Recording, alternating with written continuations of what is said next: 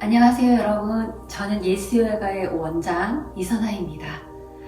오늘은 여러분들에게 예수요가에서 오랫동안 해왔던 태교 요가를 소개하고자 합니다. 임산부 요가로 많이 알려져 있지만 예수요가에서는 태교 요가라고 부르는 이유가 있습니다. 산부님들께서 요가 수업에 들어와서 어떤 요가 수련을 하고 노력을 하고 행위를 하시잖아요. 그러한 행위의 목적은 결국에는 태아에게 엄마의 노력으로 건강한 자궁의 환경을 만들어주기 위한 하나의 교육 과정이 되는 거죠. 그래서 예수요가에는 태교 요가라고 이야기합니다. 그러면은 요가가 어떻게 태교가 될까요? 서양과 동양을 좀 비교해서 보시면 좋을 것 같아요. 보통 서양에서는 신체적인 측면을 좀 강조합니다.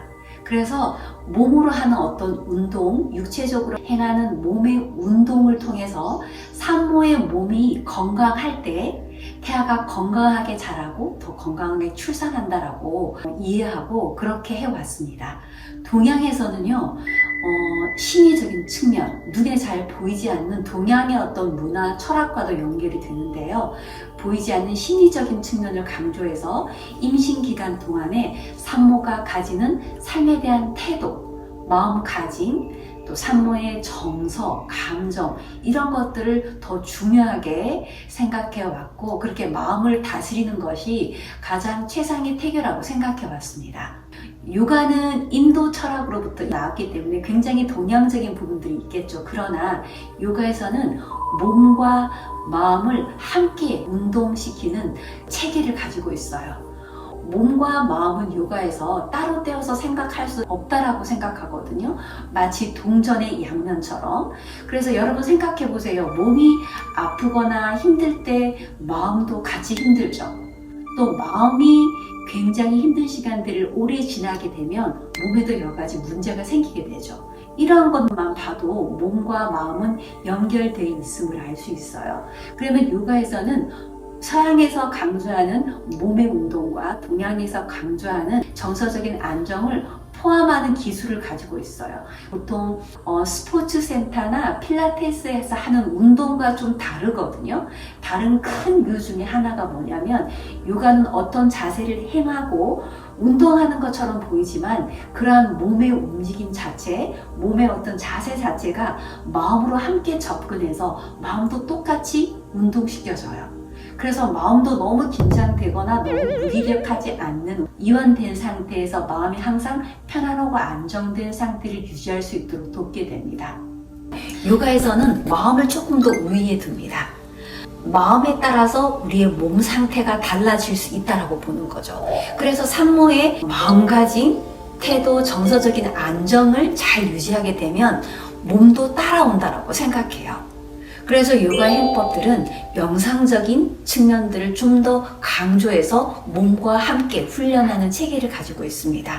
현대 과학에서도 보면은요, 우리가 가지고 있는 여러 다양한 질병들이 일어나는 요인들이 보통 여러분들 생각하시면 어머니와 아버님으로부터 물려받은 유전자 때문이라고 생각할 수 있고 사람들이 살아가는 생활 방식이 다르잖아요. 그것 때문에 달라질 수 있고 외부의 환경에 여러 가지 요인들이 있어요. 이런 것들 때문에 우리 질병이 온다라고 생각해 왔지만 최근의 연구에 의하면 중요한 사실이에요. 태아가 머물렀던 엄마의 자궁 환경 있죠. 이 자궁의 환경이 태아의 기본적인 몸을 만드는 데 결정적인 요인으로 작용한다고 합니다. 출산 후에도 우리의 삶 속에서 건강, 질병을 일으키는 원인으로 작용한다고 이야기해요. 그래서 요가에서는 심리적인 안정 상태, 평온함을 굉장히 중요하게 생각하고 동시에 몸과 함께 다루게 됩니다.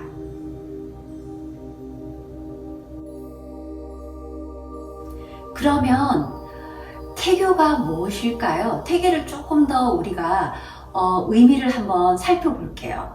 태교라는 건 뱃속에서 태아가 엄마를 통해서 교육되어지는 것을 태교라고 하잖아요. 그러면 태아는 어떻게 교육이 되어질까요? 학문적으로 지식을 습득하는 것처럼 할 수는 없고, 엄마의 몸을 통해서 엄마로부터 신호를 받아서 그 신호의 영향을 받아서 태아는 교육되어지는 거예요. 우리 여기 지금 지구상에 있는 모든 생명들도 우주라는 공간 안에서 살아가고, 우리 밖에 있는 여러 존재들과 생명들과 소통하면서 우리는 어떻게 살아가야 할지 적응하는 것처럼 양수 안에 있는, 자궁 안에 있는 태아도 똑같다고 합니다. 우주와 같은 엄마의 자궁 안에서 엄마의 몸의 변화를 통해서 끊임없이 교감하면서 본인이 어떻게 살아가야 할지를 결정하고 변화하고 성장한대요. 그래서 사람들이 생각하시기에는 임산부 요가라고 하면 단순히 그냥 아기를 쉽게 편하게 분만하기 위해서 임산부들이 몸을 만든다라고 생각하시지만 그게 아닙니다.